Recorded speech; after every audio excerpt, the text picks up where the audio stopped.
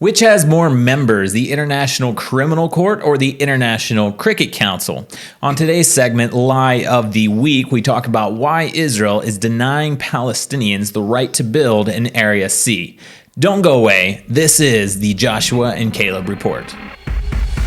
In a world plagued with anti-Israel propaganda, Hayovel presents the Joshua and Caleb Report, a positive voice of truth straight from Israel's heartland. In a world of negativity and fake news, every Christian should be connected to the life and positivity that Israel brings to the world. Guys, if you're listening on YouTube, go ahead and subscribe, ring the notification bell. If you don't know what that is, that means hit that button there, that bell, and it actually alerts you if you like the content that you're going to be hearing this week and weeks previously. It'll let you know every time a show comes out. So go ahead and do that. Leave us a comment. If you're listening on a podcast, we love that too. It's all free, so you can listen anywhere you want. Leave us a rating on the Apple Podcast if you would do so. If you're not listening on Rumble, Luke, we're there. Yeah. So go ahead. Listen to us on Rumble. I don't know if there's a bell on Rumble yet or not, but I'm sure there will be soon. You can ring the bell on Rumble one of these days. I think you can do that. Just subscribe. Just do it. If you like the content you're hearing, Luke, that's what we're here for. We're ready to give people a good report of what's happening in the land of Israel.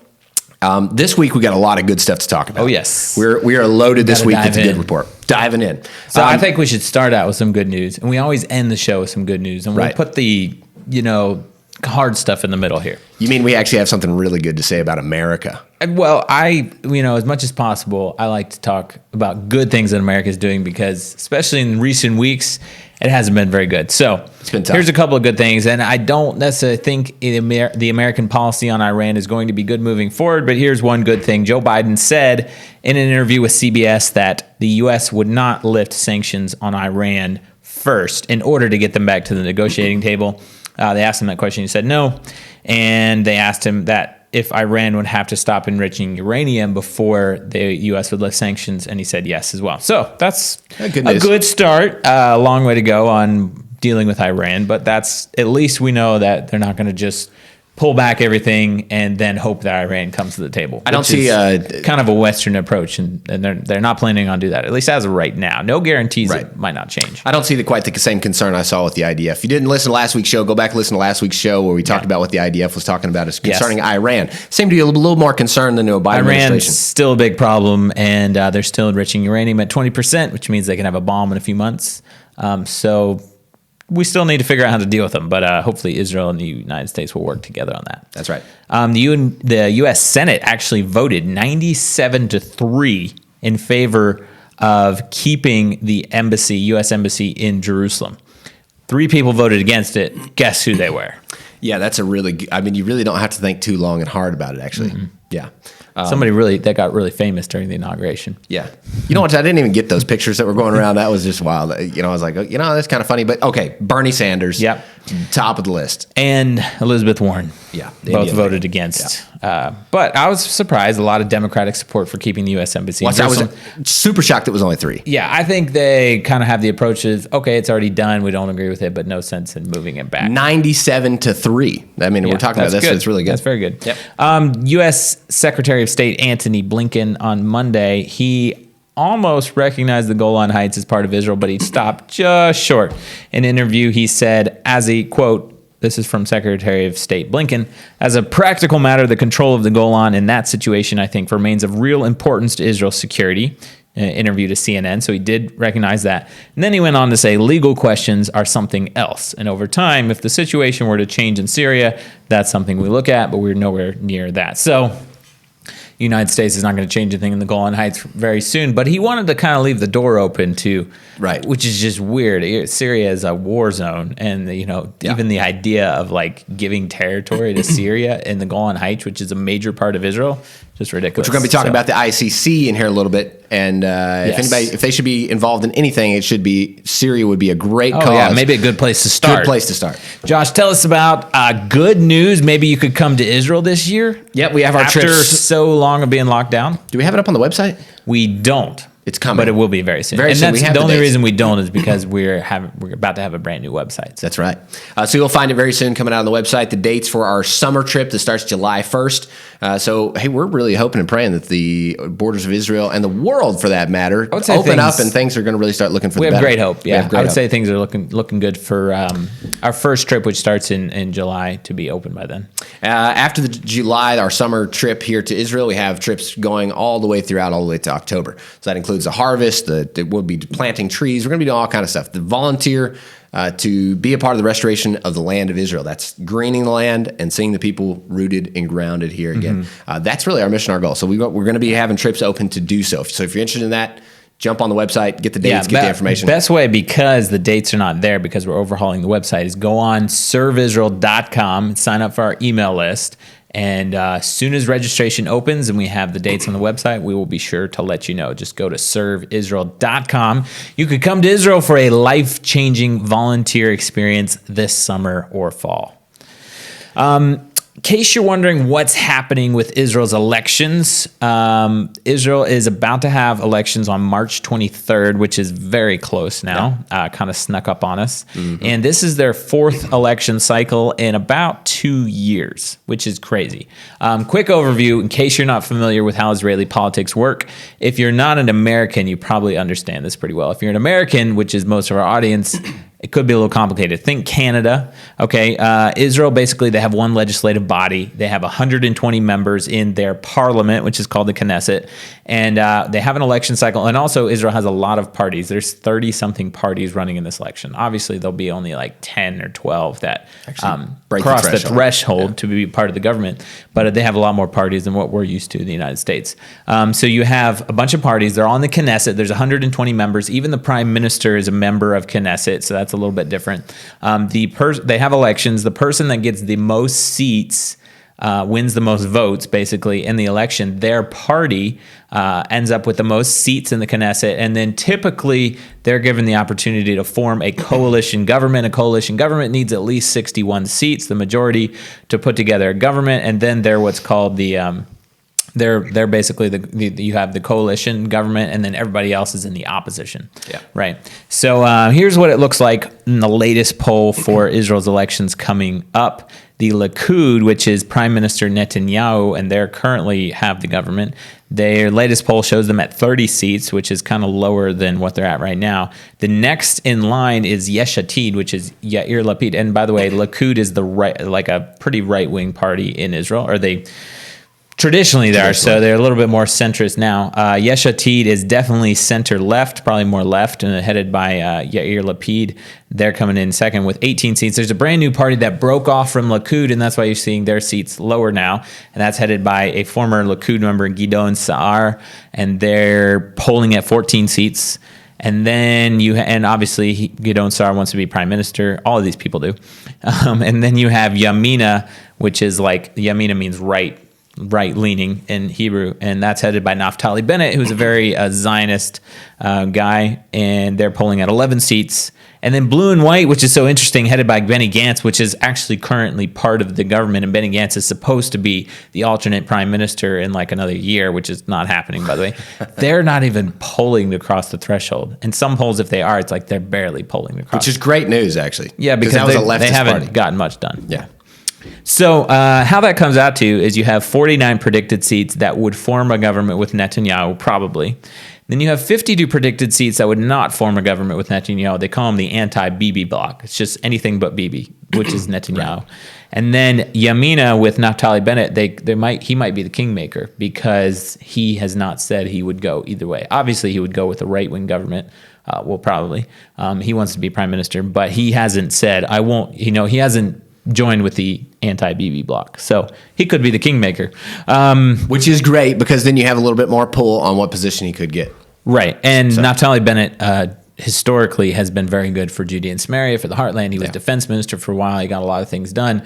Very good with dealing with the terrorism amongst the Palestinian Authority, cutting salaries for terrorists, things like that. So he's got a good history for sure. Good. So keep your eyes on the elections, as probably in another month, couple weeks before the elections, we'll give another update as to what's happening with that. But that is where it's currently at. Elections are set to be held on March 23rd here in Israel. Guys, we're going to run to a quick field update, but come right back with us because we're going to be talking about the ICC. What is the ICC? You don't want to miss out. Right back.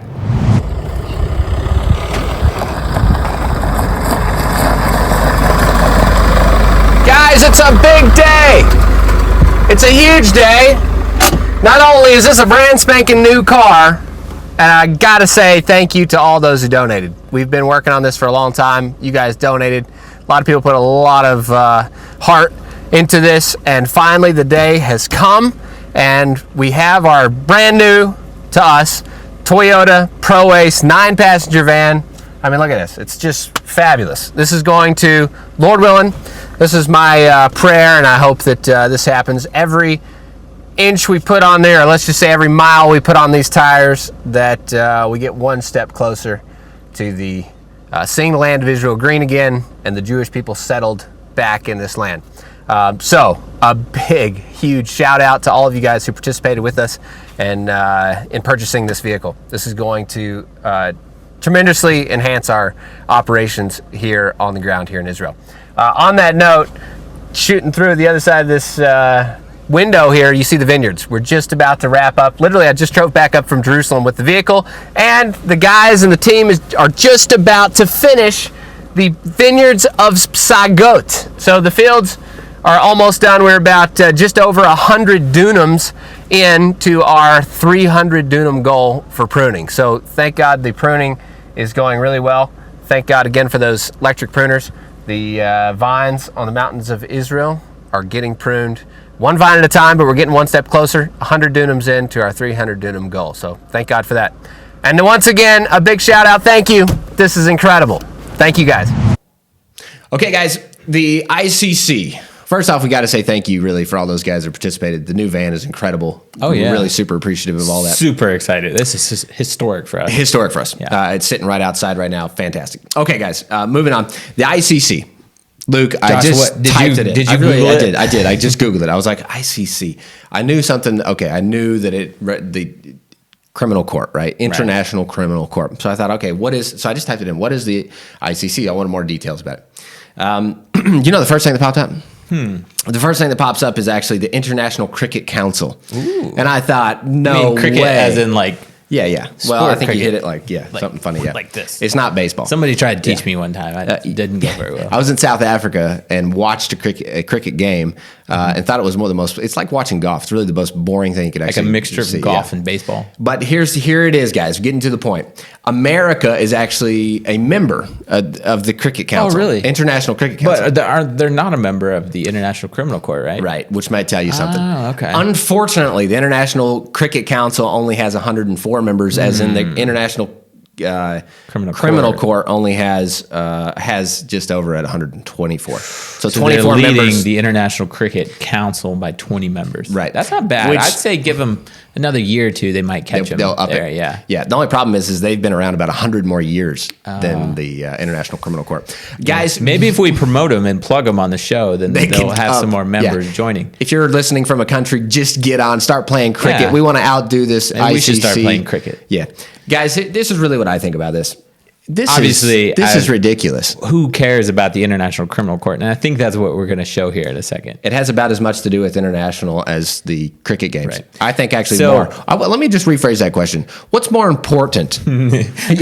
What's more important? The International Cricket Council or the International Criminal Court? We might have to start playing now, just to show how much we appreciate cricket. Yeah. Which one actually can cause more harm is probably a bigger question here. Because this is what we're looking at. And Luke, I want to get in. We got some really good stuff that BB had to say about it. But we want to run a kind of an overview of what's going on here in Israel. It actually can cause some very serious damage. This is really problematic. What's going on? Aside.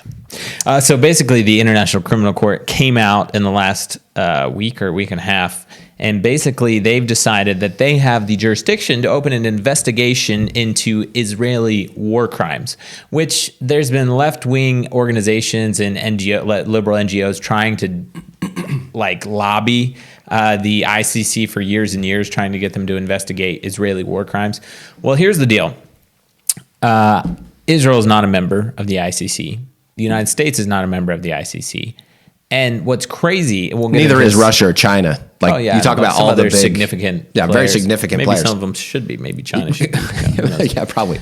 We'll get into that second. Okay, here's what Israeli Prime Minister Benjamin Netanyahu said in response to the ICC. He said, quote, the ICC has again proved that it is a political body, not a judicial institution. That's what it's supposed to be. It's supposed to be a court of justice for international After cases. the world wars, it was like, we need this thing. They wanted to get something. It's also supposed to like address Nazi crimes, right? In the Holocaust, things like that. Which BB gets to that. The ICC ignores the real war crimes and instead pursues the state of Israel, a state with a strong democratic government that sanctifies the rule of law and is not a member of the ICC. He concluded, the court established to prevent atrocities like the Nazi Holocaust against the Jewish people is now targeting the one state of the Jewish people. First, it outrageously claims that when Jews lived in our homeland, it's a war crime.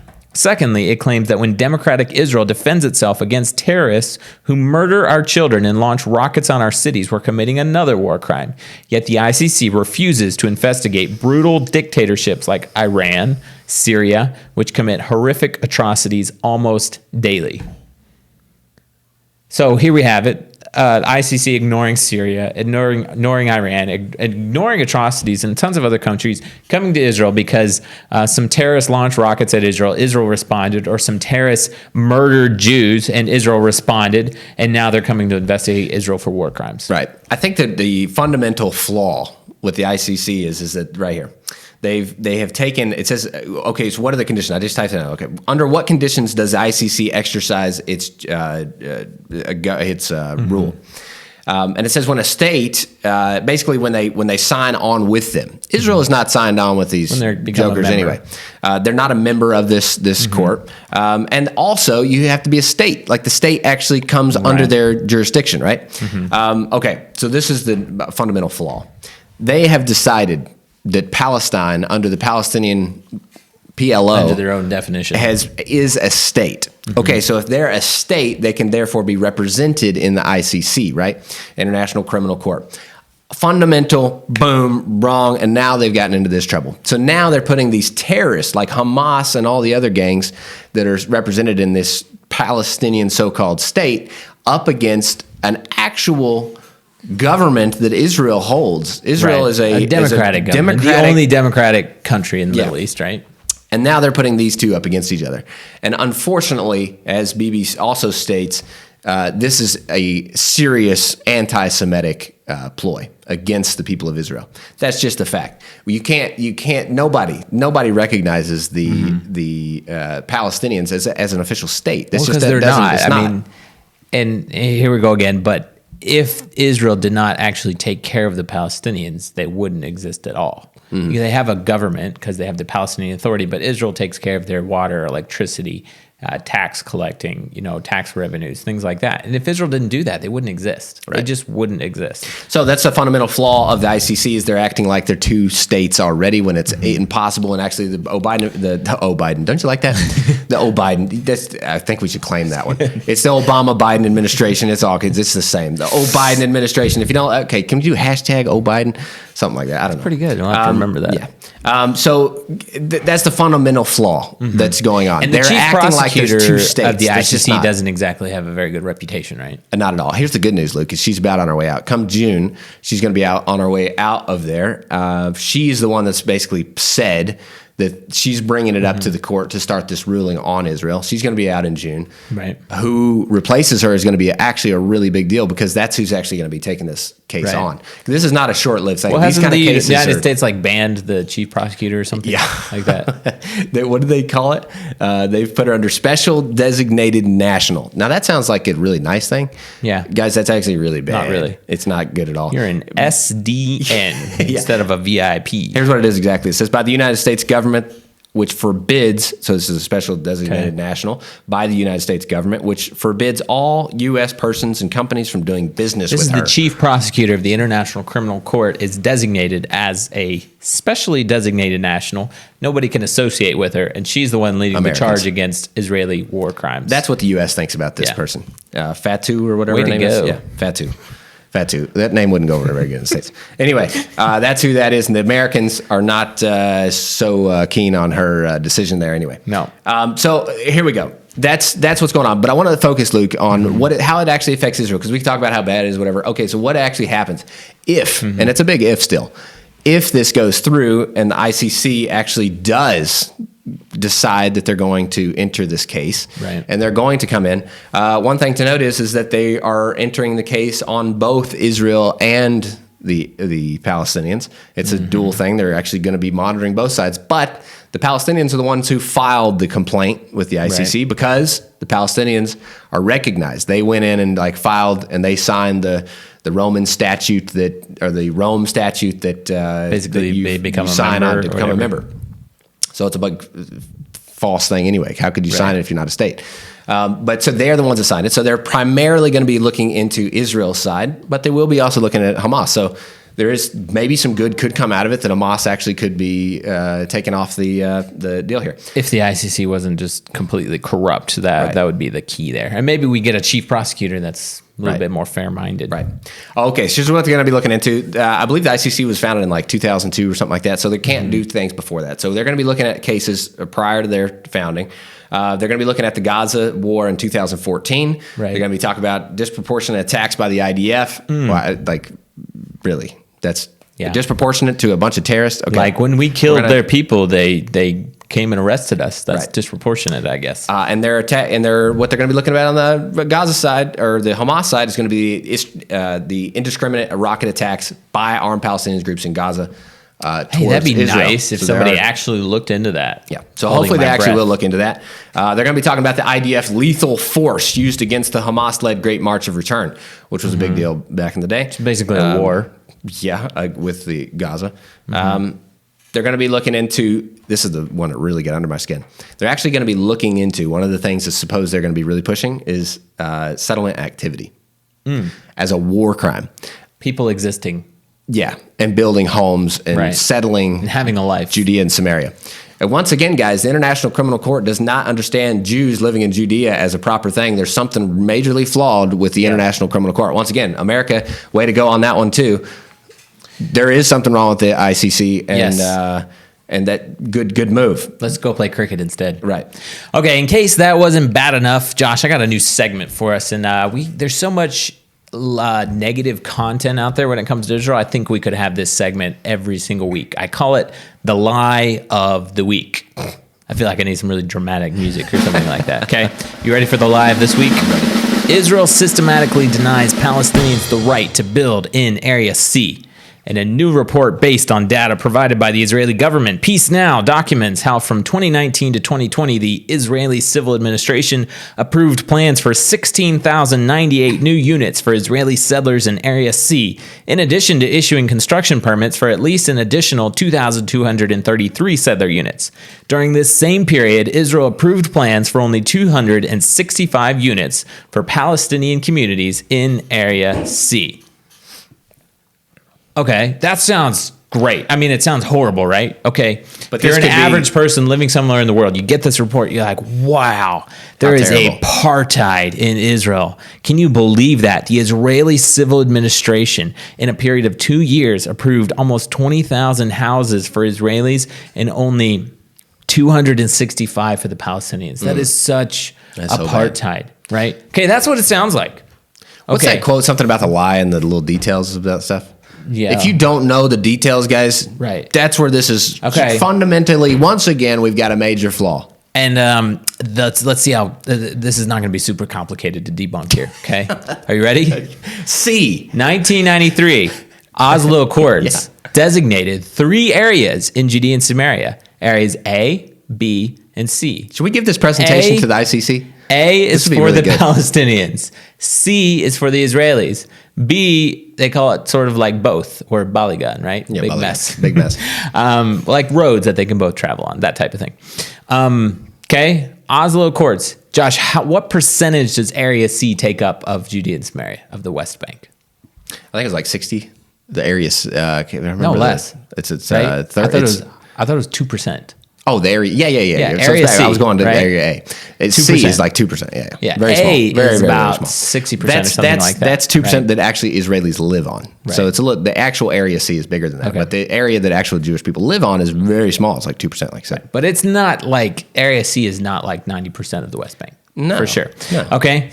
Area C is for the Israelis to live in. Area A is for the Palestinians. So in other words, this report is blaming the United States for not letting Mexicans build in the United States, build homes. The United States issued 3 million building permits for Americans to build homes this year, and they only issued 2 for Mexicans. Isn't that disproportionate? So, yeah. To build in America. That's okay. That's exactly what's happening. Like, exactly. Discrimination. Okay, it gets a little bit worse. You ready? Yeah.